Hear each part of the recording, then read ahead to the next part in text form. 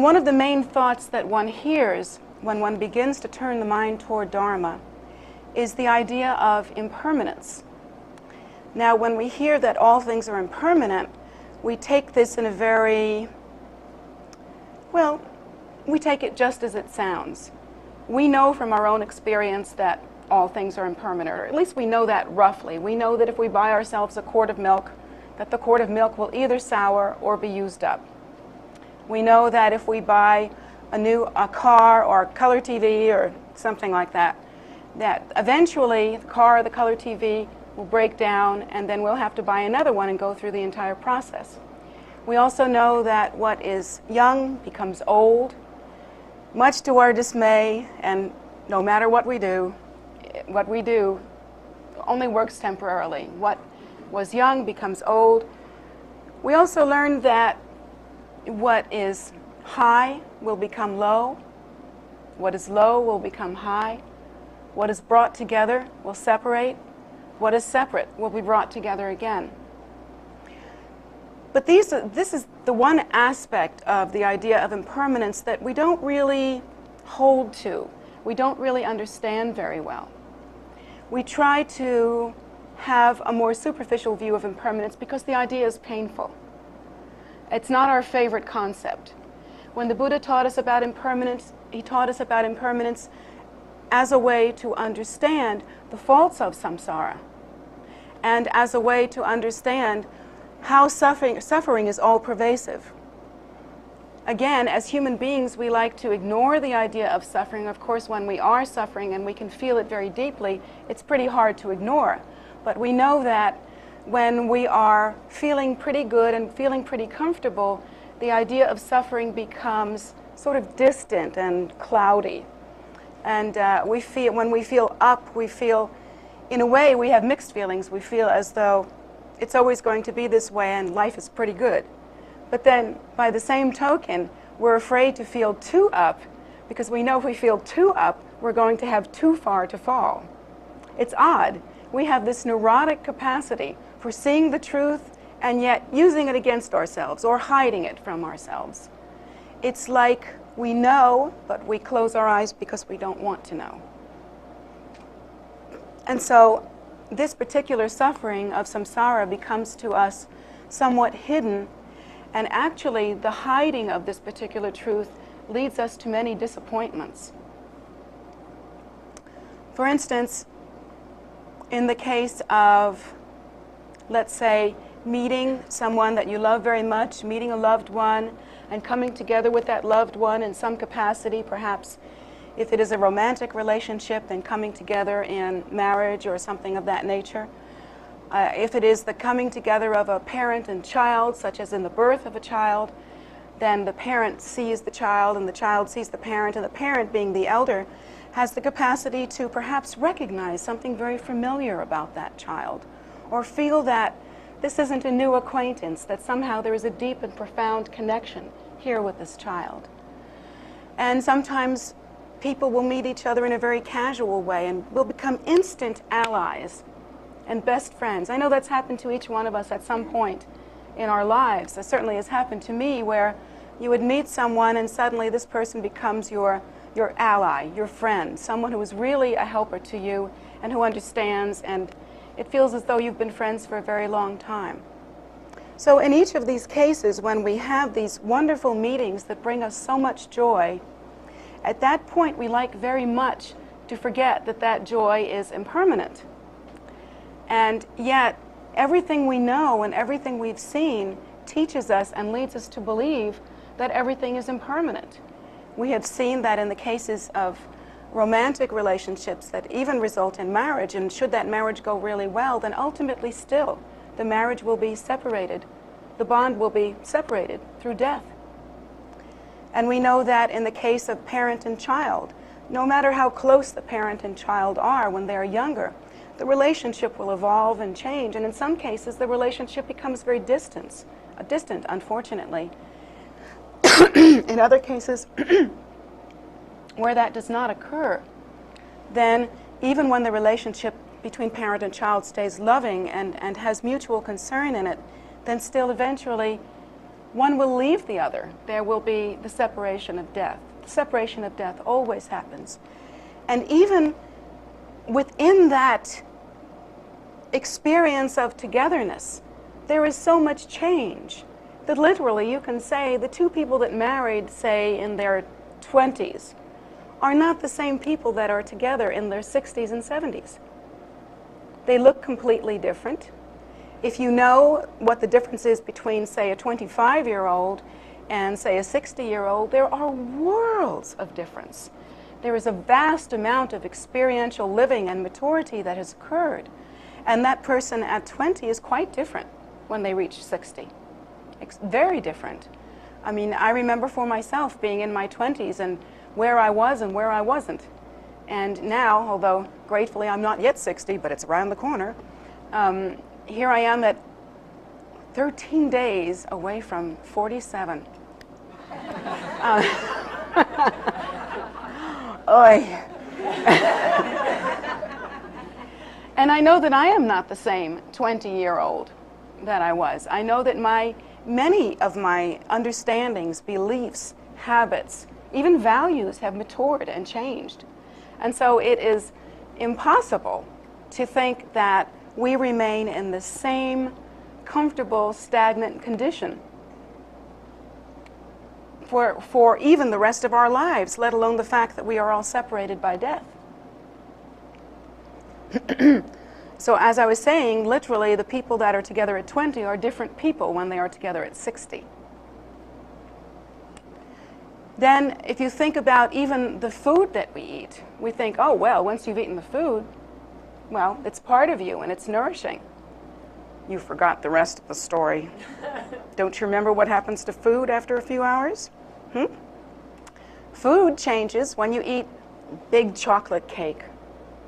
Well, what would you like to eat? Let's say, what are we having today? I would like to have chocolate mousse. How about that?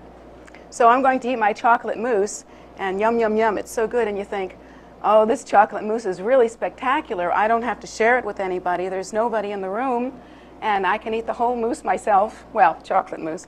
I can eat the whole chocolate mousse myself, and don't have to share it with anybody. I can even, nobody's else, I can really lick that.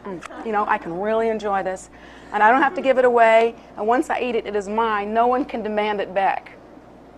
Except that it seems to, after a few hours, exit the body. And before it does so, it creates some minor distresses on the way down. But anyway, even that delicious experience, that experience with one's food, and even assuming the food were not chocolate mousse and in fact something nourishing, while you might receive benefit and energy from good, nutritious food, ultimately the experience of eating is impermanent. And even the condition of taking in nourishment is impermanent, because after having taken in nourishment, then even the most delicious food results in waste.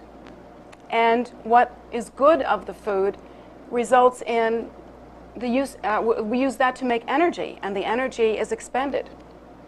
So everything that we know and understand in our life experience is changing. You are not the same person that you were 7 years ago. Everything about you has changed. Literally, the cells in your body have changed and been reborn with very few exceptions. There are some cells in the human body that do not change that quickly. But the majority of cells change every 7 years. It's quite remarkable. And it's really interesting to wonder, to ask ourselves, why is it then that we maintain like physical scars from when we're younger? Isn't that odd? I mean, if we constantly create new cells and they're changed every 7 years, what's that doing there? I fell on a piece of glass and wire when I was a little girl, playing in a vacant lot, and cut my arm right over there. Why is that still there? I was a little girl when it happened. I've changed many times over. And it's because we do not understand impermanence. Our consciousness sees everything as being solid. And it's so odd, isn't it? Because 7 years ago, we were something completely different. If you think about what you looked like 10 years ago, 20 years ago. Don't take my word for it. Bring out the pictures. You look completely different. I look completely different. I'm sure you do also. And so even though we have a sense of self-nature being inherently real and solid and very permanent, still we are this very impermanent condition that only thinks of itself in a certain regard. But when we first meet with the path, we are taught that all things are permanent, and we are led to a study of that. And the study should look like this. We understand in this way. When we are born drawing on the karma of our previous existences. And that scenario is catalyzed by the environment around us. Whatever karmic potentials are within our mind stream are then ripened and matured and brought forward due to certain catalytical events in our environment. And then beyond that, we continue to habituate ourselves. We have certain propensities due to our karmic flavor, if you will. These certain propensities look like habitual tendencies, and they are, in fact, habitual tendencies. One person may have a great habit toward generosity and may look for ways to engineer their life going on the track of generosity, compassion. Another person may have the habit of self-absorption and anger, regarding only one's own feelings, not taking into account the feelings of others in the environment, being very self-absorbed and wishing that others would help oneself, would be of benefit to oneself. And so that kind of selfishness becomes then a deep habit and very difficult to break. So another person may have that kind of habit. Unfortunately, there are sentient beings with many different kinds of karma. One may have had the habit pattern through many lifetimes of creating this habitual tendency of harming others or hurting others or killing others. And actually, the kinds of animals that are by their type predators are actually beings who have within them the habitual tendency of killing, and they manifest as predators due to that habitual tendency. So we come in with certain kinds of habits, and then we tend to reinforce them throughout the course of our lives. And yet, according to this teaching that the Buddha has given us about impermanence, we understand that there is nothing, not one thing, that we can accomplish or accumulate during the course of our lifetimes that we can take with us at the time of our death. Meaning this, let's say that we accumulate a great deal of money. Let's say that, let's say in the past we have been very generous to others, and so we have the karma of being able to manifest money fairly easily. Many people do. It's that simple. It's due to having been generous in the past. This element of money coming into one's life is like grease lightning. It just really comes in very easily. So if that's the case, then let's say during this lifetime we spend a great deal of time making a lot of money. And yet, even though we have the habit of being very generous in the past, somehow the impact of things working out the way they do in this lifetime and really the shock of receiving so much money, it reminds me of the story what is that man's name who is making lots of money with computers these days? He's came from nowhere. Right, Mr. Computer Geek. Really that was kind of where he was at, and then suddenly he's a multi-billionaire. And it seems from everything I've read about him that he is shocked.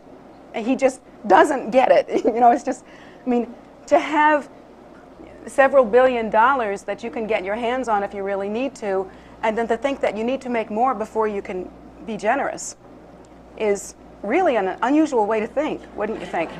How many billion can you spend in one lifetime? So anyway, for somebody like that, obviously he was very kind and generous in the past, but here he has been hit with this amazing shock of things just simply ending up being where money has just flown into his pocket. And now he is in danger of making the mistake of spending his energy and his opportunity increasing that money without increasing the generosity. And therefore, in the future, he will not have the same result. because none of that money that he's making now is going to go with him. This is the Buddha's teaching, that we cannot take even one sesame seed's worth of our accumulated wealth with us when we go into the bardo.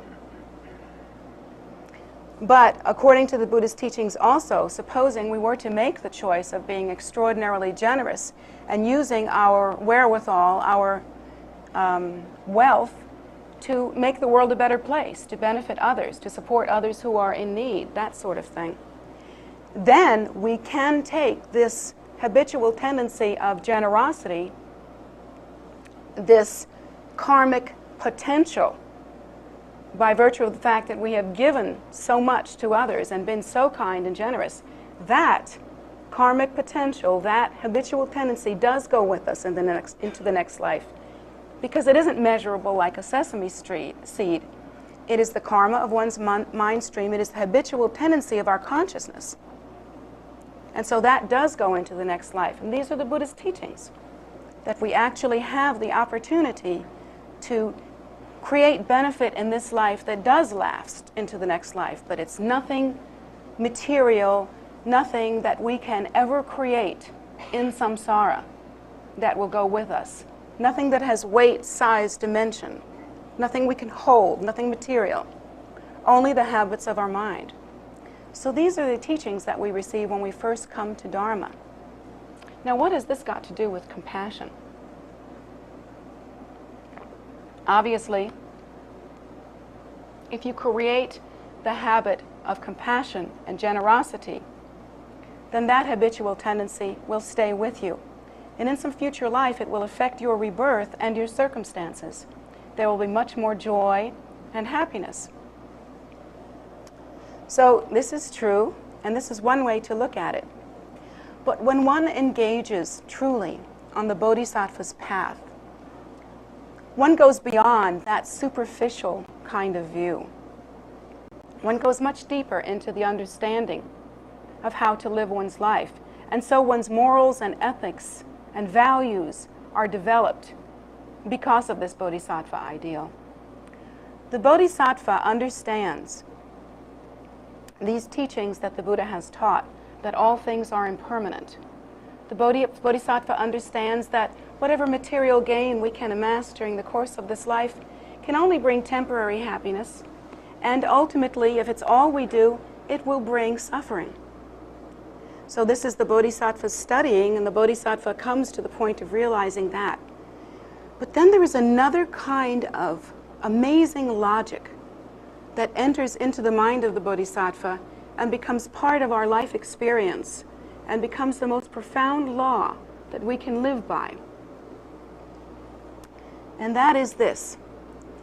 If we think about this body of ours, this body that we cherish and hold on to, we decorate it, we love it, we keep it safe, we make sure that it's happy. We revolve much of our time and our effort around this body and its upkeep. And then we think about this ego that is our mind and our consciousness, our awareness of self, but even beyond that, the extended effort to maintain ego is part of the egocentric structure that we call me. Our own habits and patterns that we have developed over time in order to avoid the chaos of the idea that what we are as egocentric beings might change in any way, shape, manner, or form. Effort that we put into perpetuating ourselves and our needs, into reacting with either hope or fear towards every other thing, so that we can determine whether we want it or we want to move away. The kind of self-cherishing that requires us to think of our own well-being and to look at other sentient beings as objects from which we can get what we need, like love, approval, romance, money, power, anything. These kinds of ideas and habits, the Bodhisattva realizes, are futile. And the reason why is this. during the course of our lives, we spend much of our time amassing, structuring, creating support for ourselves, for our ego in some way. Because we fear annihilation. Once you have the belief in self-nature as being inherently real, that self has to be supported and continued. Because the idea is that if self-nature were to dismantle or not be the same, that somehow chaos would result. We have no knowledge of our true nature as being the primordial Buddha ground of being, that primordial wisdom nature that is our true nature. We rely on this idea of self-nature as being that which must be perpetuated. So the Bodhisattva understands, however, that everything that we amass during the time of our lives, everything that we strengthen around us, all of the protection that we build, the superstructuring that we do when we meet up with other than self-nature and we react with hope and fear and begin to do the dance of self-protection and of self-establishment. The entire structure of self and its relationship to other, the entire idea, the Bodhisattva knows that eventually this will come to nothing. The Bodhisattva has been trained, and this is not a feeling response. This is an intellectual response due to training.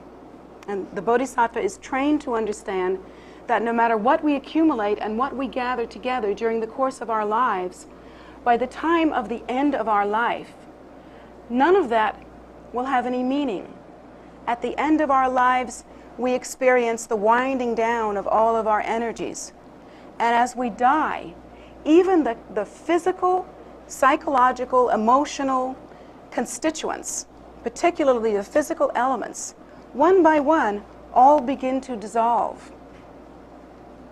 The fire element within our body begins to dissolve. The body cools. The water element within the body begins to dissolve and break down. The body becomes drier. As we approach death, the mouth, the mucous tissues within the body become drier and drier. The earth elements within the body, they all dissolve. The body itself begins to break down. And even the wind element within the body begins to dissolve. Mental process begins to slow. And one's activity level also begins to slow at the end of one's life.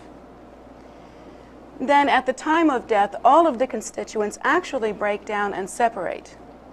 And so as the consciousness abandons the body and the body becomes simply a heap of broken down constituents, what remains, the consciousness, that which has its habitual tendency fully established, is not able to take with it any of the real or material objects that it has gathered in its great drama during the course of its life. And so all that remains is the consciousness that held, in a sense, as a basket, held these material things, these solid, impermanent realities associated with that particular life. The consciousness, however, remains, and if the consciousness spent most of its lifetime in establishing material wealth or gathering substance to support the ego, then the consciousness has only that habit of supporting the ego to take with it at the time of death. Only that habit. On the other hand, if a life of generosity and caring has taken place, then that moves as consciousness into the next rebirth. That habit moves as consciousness into the next rebirth. Now the Bodhisattva knows this, and so the Bodhisattva's prayer then is based not on a feel-good emotion of, gee, I'd like to be a really cool person, be so kind and so neat and so terrific, that everybody loves me and calls me saint somebody. That's not what the Bodhisattva thinks.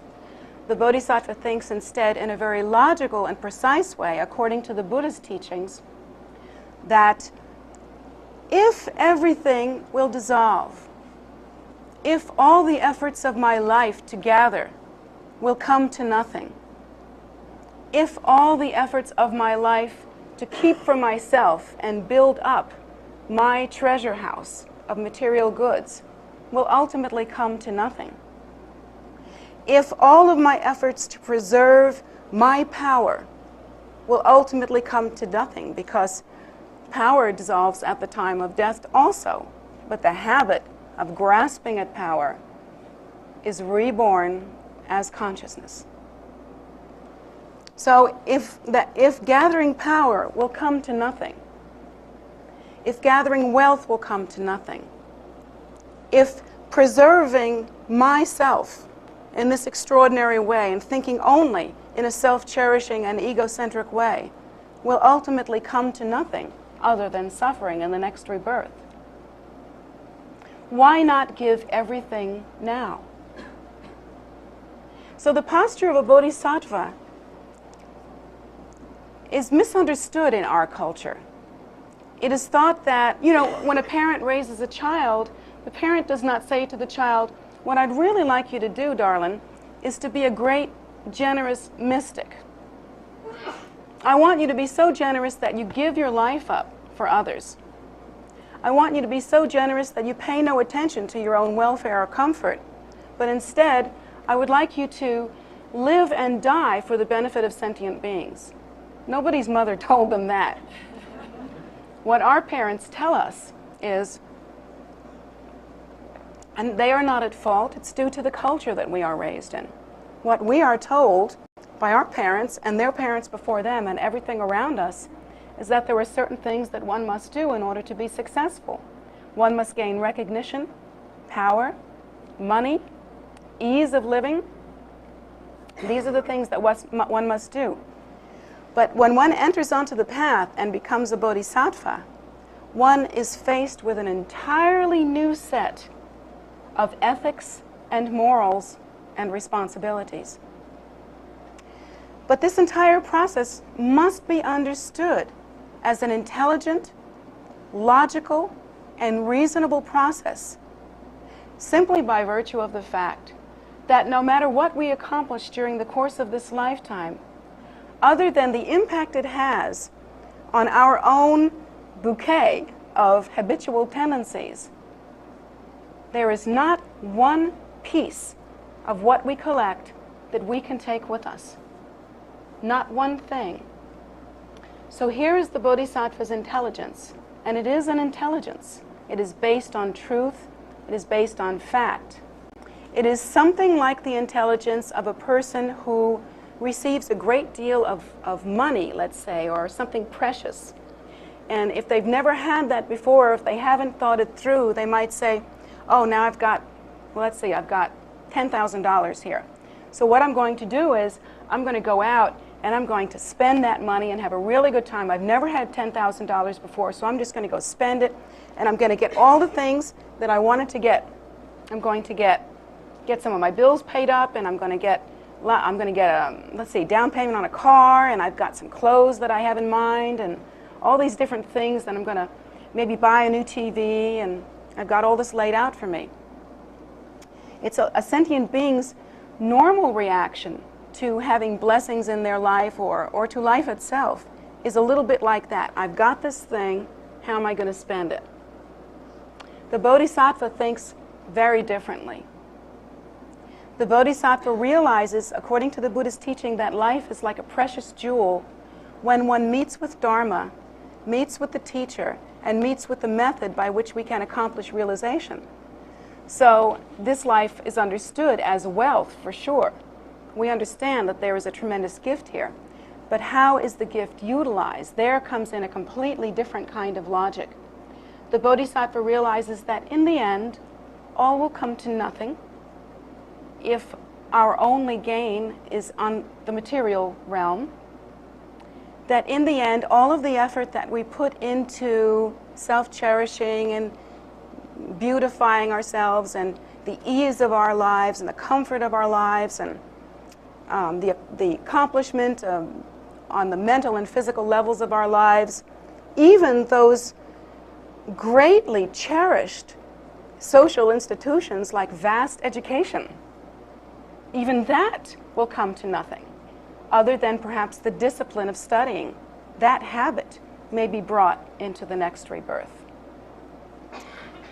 But everything that we have learned to love and cherish will come to nothing. And so the Bodhisattva thinks, therefore, if in samsara all efforts come to nothing, if all that survives is one's virtue or lack of virtue, if all that matters in samsara eventually breaks down, then why should I put much effort into these things? Why should these things be precious to me? Because ultimately they will be lost. They will come to nothing. The Bodhisattva then thinks more like a smart investor. You want to invest in that which brings ultimate return. Kindness, generosity, spiritual habits, habits associated towards traveling on the path of Dharma and developing oneself spiritually, making offerings, living with generosity, meditating, praying, contemplating, teaching. These virtuous acts, these are the things that will bring a kind of result that one can carry over into the next life. So the Bodhisattva is not so much a martyr as they are someone who has been trained through logic and reason to understand not to put all of one's emphasis and hopes in that which will ultimately disappoint. The Bodhisattva has been trained well enough to know that ultimately all things in samsara are disappointing. And so the Bodhisattva then makes a choice, and that choice is based on training. That choice is to put one's emphasis and one's effort only in those things which will produce the excellent result of enlightenment and benefit to others. This is how the Bodhisattva thinks. And so we are at that point on our spiritual quest and our spiritual path when we come to make that decision in a firm and true way. Now, when we first meet with the path of Buddhism, immediately we are given the opportunity to take the precious vow of refuge and bodhicitta. So many of you have already taken that vow. For those of you that have, you must understand that at every opportunity, there is still the option to study further the Buddha's teachings and to understand the logic and reasonableness of living the life of a bodhisattva.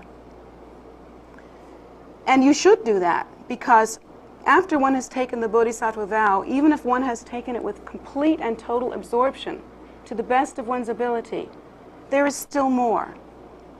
There is still more that one can do regarding the depth of that vow. And so as a bodhisattva, we constantly spend our effort, rather than in gathering material goods, we spend our effort, therefore, in creating for ourselves this life understanding, this life effort, this life project of constantly reviewing the condition of samsara and seeing its pitfalls and its impermanence and transforming everything that we have, all of our gifts, into that which can benefit sentient beings. Because this habit, this project, this goal, this accomplishment is something that one can take into one's next rebirth. It is the habitual pattern kind of scenario that one will take into one's next rebirth as consciousness.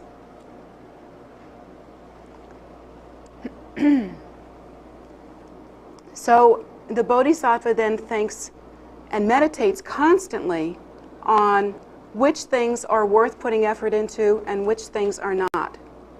Now, the Buddha also taught about the middle way. The Buddha tried at first, when he realized the suffering of sentient beings, he tried at first the life of the ascetic. And he tried even to sit with those who engaged in the kind of meditation that was based on self-mutilation and a kind of meditation that was very strict and very severe. He meditated with yogis who would mutilate their bodies in order to overcome pain and renounce the attraction to comfort. Excuse me, I've been talking a lot lately. So, the Buddha tried that, and the Buddha sat with them. And these yogis did not eat or sleep comfortably. They meditated constantly.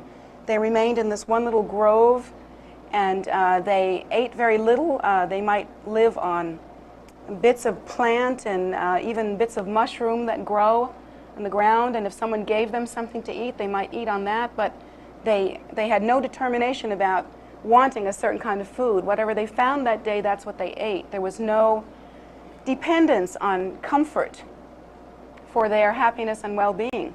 So Lord Buddha practiced with them for a while, and eventually he gave up on that method.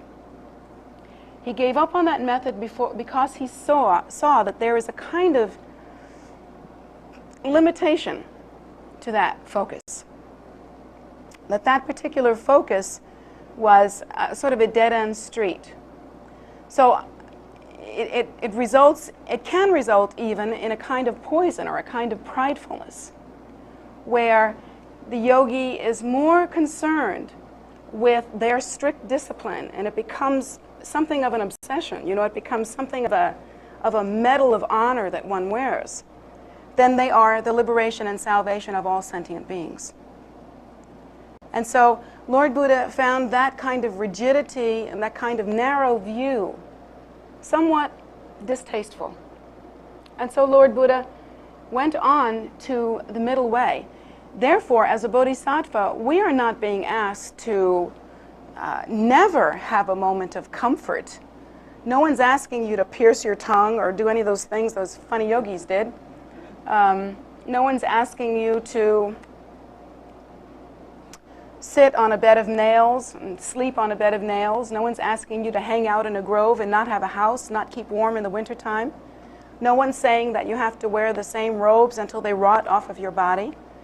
Lord Buddha does not teach that as a method.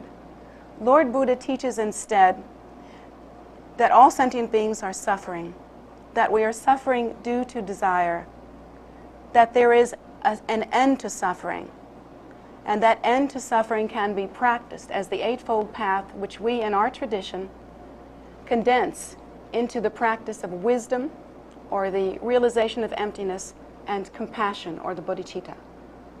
These are the two legs of the path, and this is the moderate middle way that Lord Buddha taught. So as a bodhisattva, you are not being asked to never be happy. One's own happiness, both temporary and ultimate, and the happiness of others, becomes instead inseparable, non-dual. One would not honor oneself and cling to ego, because that would be a nonsensical thing to do. There is no good result from that. The Bodhisattva realizes that. The Bodhisattva, however, would not make oneself suffer purposefully or hurt oneself in some way, because there is really no point to that. The point of practicing the path is the liberation and salvation of all sentient beings, and you're one of them. So in the view of the Bodhisattva instead, we realize that everything in life is impermanent, that nothing we can gather has any meaning other than the collection of virtuous habitual tendencies within our mind stream.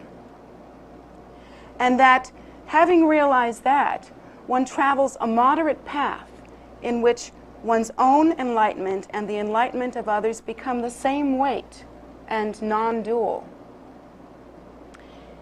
further we come to understand that we are one and others are many. So even in this room, let's say, if I am practicing as a Bodhisattva, I think that, yes, my happiness is equal to the happiness of any one of you, but there are so many more of you than there are of me that it only makes sense for me to do what is beneficial for you rather than what is beneficial for me. This I live by. I try my best to live by. And as a Bodhisattva, I consider this to be the most precious understanding that I have. It's my treasure and my wealth. And it's reasonable and logical that the needs of the many would outweigh the needs of the one. Because we are the same, and because we all wish to be happy, and because in our nature we are absolutely inseparable and indistinguishable from one another. So I find that I cannot be happy without you. And so all of the different gatherings and collections that one can make during the course of one's lifetime have to be understood in that way. Are they really worth anything? Or are they the gaudy, childlike baubles that we play with until we have a better understanding of what the Buddha has taught? When we mature as spiritual beings, our tendency is to put aside such objects, these little baubles that we toy with. And then the Bodhisattva attains a kind of maturity and happiness that is different from what perhaps other sentient beings maintain. Other sentient beings revolve in this kind of episodic, cyclic continuum of you've got this and now you feel this way in a reactive way, and then you lose it, and now you have this and you feel this way in a reactive way, and then you lose it. And we go up and down and kind of ride this current of samsaric experiences in the same way that a little child simply plays with everything around them. You know how little children, when they're small enough, the world is their toy. And they just want what they want, whatever attracts their eye. They want that, and they have it, and they don't understand what that wanting is or where it's going to result. As sentient beings who have not been matured into the bodhicitta, we live the same way. But when we mature as spiritual beings, we begin, sort of like spiritual adults, to see the,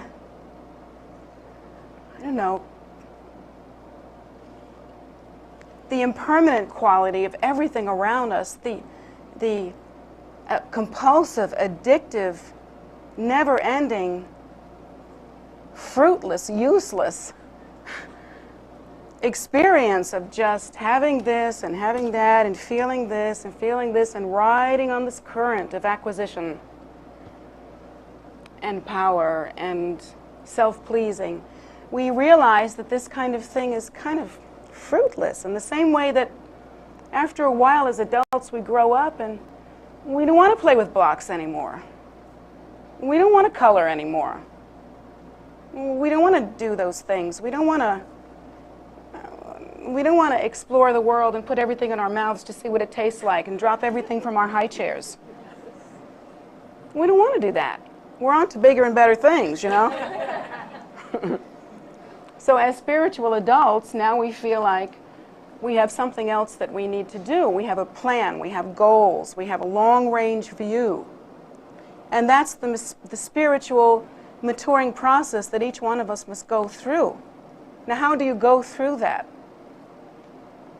Again, this is something that I've been trying to stress. A child will never grow up if conditions surrounding the child do not grow them up. Why would a child grow up? Why would you stop going to Toys R Us? There's all kinds of fun things there. A child will simply not grow up in that fashion. Naturally, if they were living in kind of a, if you can imagine a bubble that does not challenge them in any way. But children do grow up into adults, and they do so because as they move through time, or as they believe they move through time, they meet with greater and greater challenges. And each experience of meeting with that challenge matures that person into an adult. And it is the sum total of their experience that is their actual adulthood. It's the same way with a spiritual being as they move into the path of practice. As children, we are only interested in taking care of ourselves. We are only interested in getting what we want. Well, we didn't actually even understand taking care of ourselves, because really, if we understood taking care of ourselves, we would mature. But as children, we just delight in everything, and we want everything, and it's give me this, give me this, give me this. I need this new piece of equipment. I need this new piece of clothing. I need this new gizmo. I have to have this car, and I'm just gathering all of this, you see. And as spiritually matured people, we realize that through experience, and it's experience that teaches us, that after we've gathered a few of these things, we still aren't happy. We are still neurotic. In fact, we find that the more we gather to please ourselves without consideration for cause and effect relationships, or without considering whether or not this is of any true value within our lives, we find that we are disappointed and disappointed and disappointed, and it continues and it never ends, the level of disappointment. Every time we try to get something for ourselves that makes us feel better without any thought for cause and effect relationships, it's just the oddest thing. It's like we have this little, I don't know, kind of heartbreak with this disappointment. Every time we try to make ourselves happy and it doesn't work, there's this part of us somewhere inside that goes, oh, wow, I really thought that was going to work. How come that didn't work? And we're confused and lost. But as spiritually mature people, we begin to learn in the same way adults learn that children's toys aren't much fun anymore. And as spiritually mature people, we begin to understand that what we have to do now is to live a life that has more meaning than that. To live a life where we can plot out and plan and understand the result. So these are the thoughts that a bodhisattva comes to. When we first enter onto the bodhisattva path, we're thinking that maybe we are doing this because we've always wanted to be a good person. And we have all kinds of mixed motivation. Maybe we never got enough approval when we grew up. Maybe Mama was always telling us that we were never going to amount to very much, or something like that. Maybe Dad was always telling us that we have to live our lives in a certain way in order to meet with his approval. Maybe our society has taught us that if we don't attain certain things, we are a ne'er-do-well. For whatever reason, when we first meet with the Bodhisattva path, we think that we are going to make of ourselves something good. We are going to approve of ourselves, finally. We are going to be good people. We fall in love with the romance of being saintly. But ultimately, the life of a bodhisattva has not one thing to do with that. Nothing to do with that. The purpose, the intention, the planning of a bodhisattva is not according to that. The planning of the bodhisattva is based on logic and reason. And since we have met with the idea of the bodhisattva, and many of us have already taken the bodhisattva vow, or perhaps are planning to take the bodhisattva vow, this is the time for the beginning student or the student who has been a practitioner for some while to really determine for oneself what the true meaning of the bodhisattva ideal actually is. To see the reasonableness of it, to see the logic of it, to understand that to do anything else is to walk through one's life as a child, mindlessly, just grabbing and playing and having la-la land in your head. But that the life of a spiritually mature bodhisattva is a life of understanding, a life of clarity, a life of reasonableness, a life in which that spiritual participant thinks in full equations, which ordinary sentient beings simply do not do. Now, having learned what results in happiness, these virtuous patterns, these virtuous habits, these virtuous actions, that this is what results in happiness, and not grabbing in an egocentric way. Now, understanding that, the spiritually mature Bodhisattva begins to plan. And begins to understand also that according to the Buddha's teachings, all sentient beings are in that same condition of revolving hopelessly in samsara, not understanding what are the components of happiness and what brings relief from suffering, not understanding as well what intensifies suffering and makes it much worse. Sentient beings literally are revolving in samsara helplessly, like bees flying around in a jar, not understanding how to get out, just bumping, bumping, bumping on all the sides. Having looked at that, having looked at the suffering of the world, having seen that everywhere in the world, in places all over the world, there is hunger, there is war, there is disease, old age, sickness, and death, constantly claim even those on the human realm, where there is less suffering than in many of the other realms. And on the unseen realms, we are taught that according to the Buddha, all sentient beings are suffering horribly, and they have no understanding, really, of what makes the cessation of suffering. Having met with the path and understood all these things, and then understanding as well the Buddha's teaching, then we make an intelligent choice.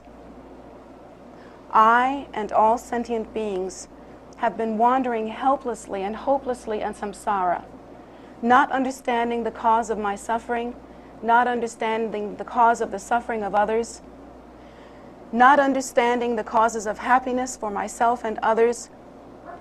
Now I have come to this place of choice, intelligence, clarity, and responsibility.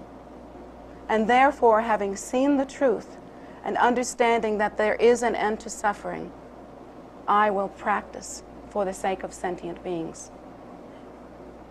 This is the choice that the spiritually mature Bodhisattva brings, to practice temporarily by bringing happiness and relief to those that they can in any way possible, and then to practice ultimate or extraordinary bodhicitta, which is to bring the ultimate happiness, the ultimate joy of the revelation of the path to others, so that they too might attain ultimate happiness.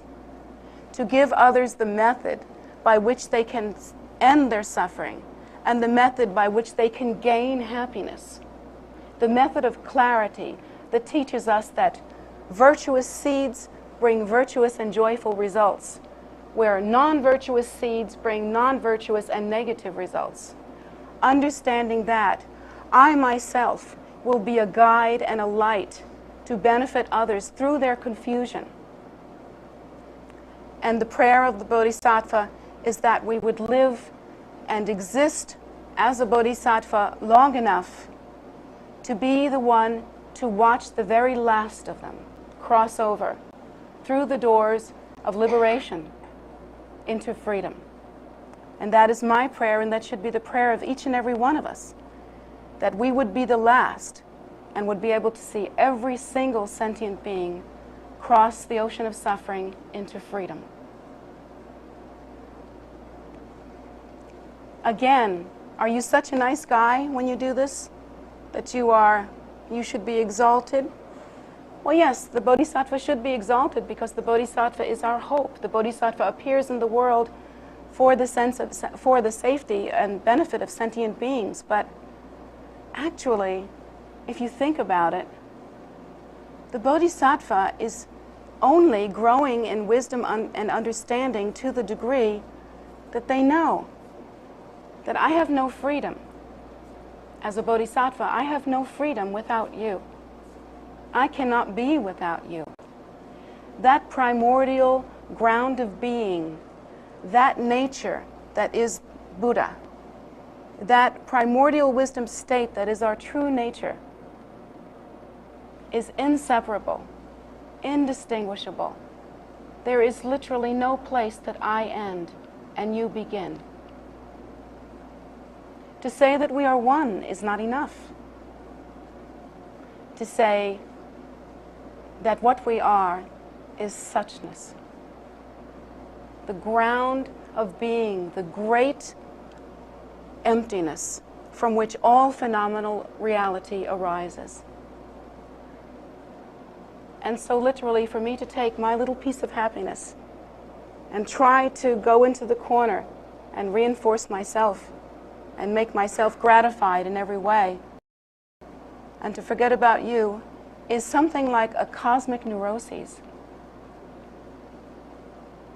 Because it is inappropriate activity based on confused information, just the way neuroses is.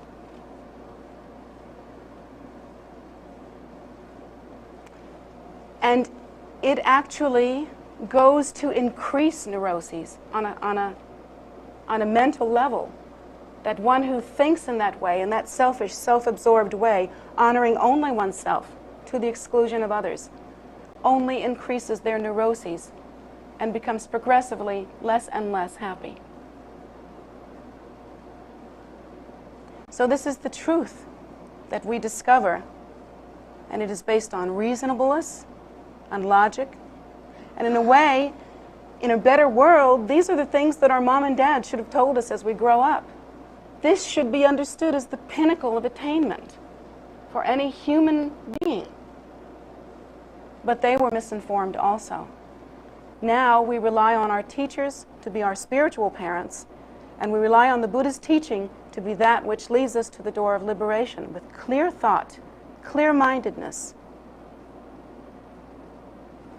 Is the Bodhisattva, therefore, with all of this information, unafraid? Heck no. The Bodhisattva is afraid just like anyone else.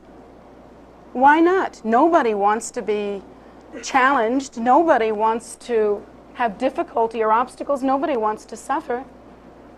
The Bodhisattva is not less afraid than anyone else. But what is fear in the face of the needs of the many? What is fear? Knowing that what I might collect out of my fearfulness will ultimately lead to my unhappiness and disappointment. I've been practicing the Bodhisattva path for some time. I'm afraid of everything. Everything frightens me. I'm a jellyfish by nature. I believe it's my totem.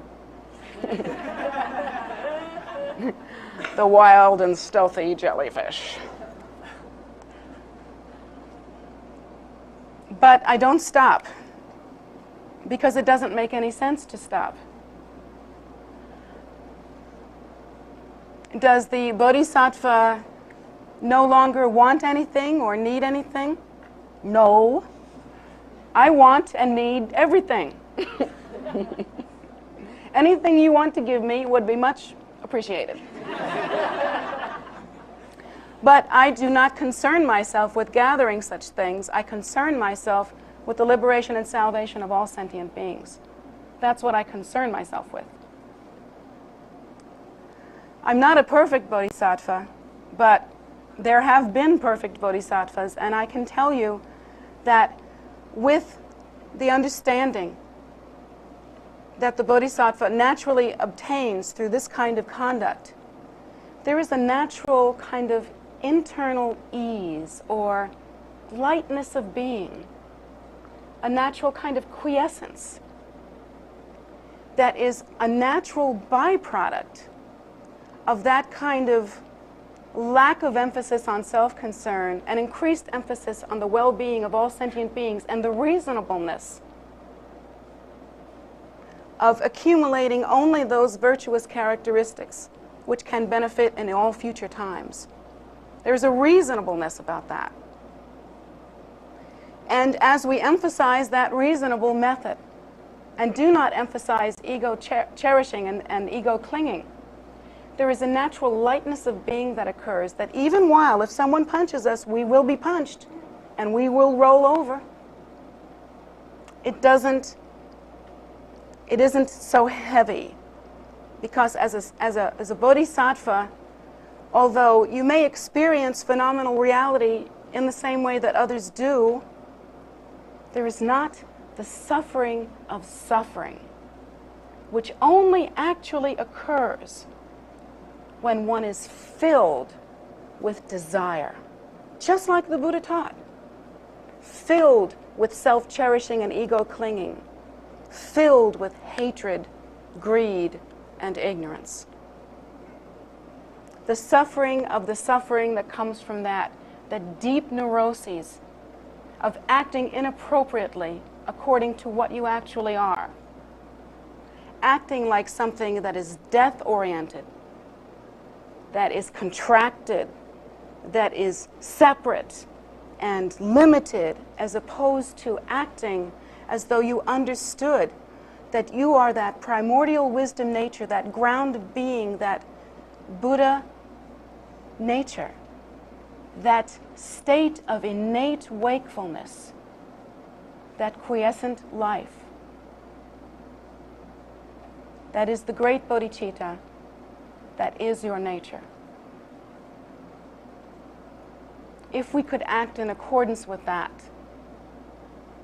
deep neuroses that is characteristic of samsara, that suffering of suffering, could not exist in such a life. And so then, for such a one who practices in that way, all efforts become a benefit to sentient being, no matter what they appear like. Ultimately, they will result in benefit. This is the life of the Bodhisattva, and this is the practice of the Bodhisattva.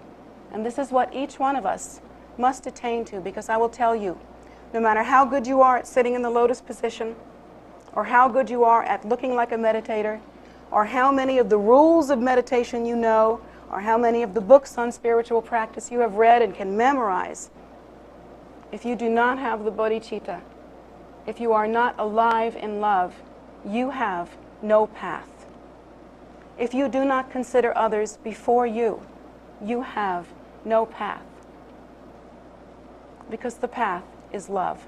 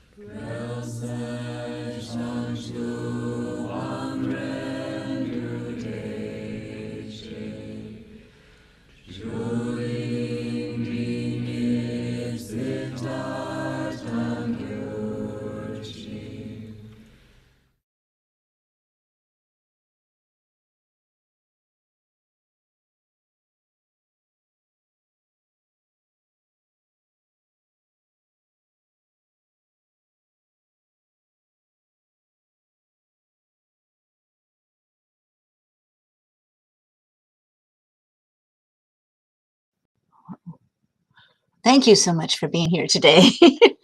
Always so much always so glad to have you with us. I didn't have my mic on. And we're glad that you could enjoy this teaching with us. If anyone is in the neighborhood and wants to head over, there's a group of folks doing circumambulation around the Lady Liberty statue, and just reciting speaking out loud the poem. I think it's called New Colossus, that Emma Lazarus wrote, and that was, is on a plaque on the original, the Statue of Liberty in the harbor of New York. It's really quite beautiful, and quite an aspirational prayer for this time. So if you're interested, or if you want to just sit at home and recite it, that's, we're happy to have you do that. Just letting you know what's happening right here. It's an outdoor activity, and we're still doing outdoor activities right now, and with the great hopes of being open quite soon.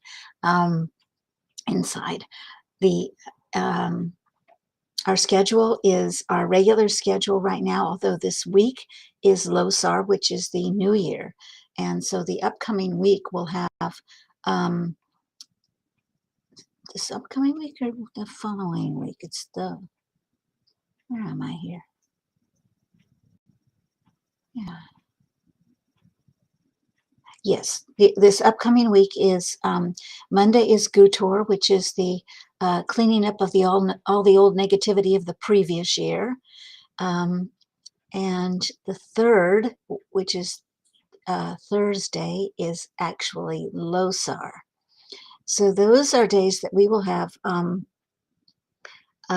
extra practice. We will have the Rigs and Dupa on Losar and in the evening, and that's a Guru Rinpoche practice, and that's at 7:30. Yeah, 7:30. This coming Wednesday, we will also this coming Wednesday at 7:30, we will have the teaching of Jetsamas that we regularly schedule, and this one will be part of the series on POA, the transfer of consciousness at the time of death. So please join us for that. It's a really important series. If you miss it, you can always see it on YouTube later on. There's actually a playlist for POA teachings. So don't be dismayed if your schedule gets too tight. You can find our schedule on the calendar on tara.org. It's under events. Just click on the event and you can find out what format we're streaming it on and how to get there. Let's see. Yesterday was Yumka. So I'm just going to kind of leave it there. We've got a lot going on. You can find it on the calendar. There'll be a Namchu soak, a soak practice, which is the food offering at 2 p.m. today. And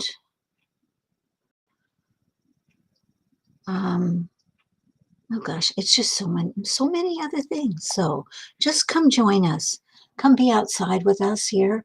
The temple, it's a little chilly, but you know, we're inching our way towards spring, and truly we hope to be here for you. I'm not gonna babble any longer. So go out, enjoy the day. Come if you're in the area.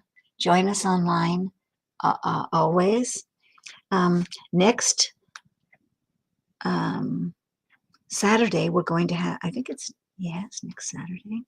We're going to have a Zoom presentation, which will at 7:30 Saturday evening, and it's on the Guru Rinpoche statue and all the fascinating activities that the things that have come out of it. That, you know, it's been done in different ways.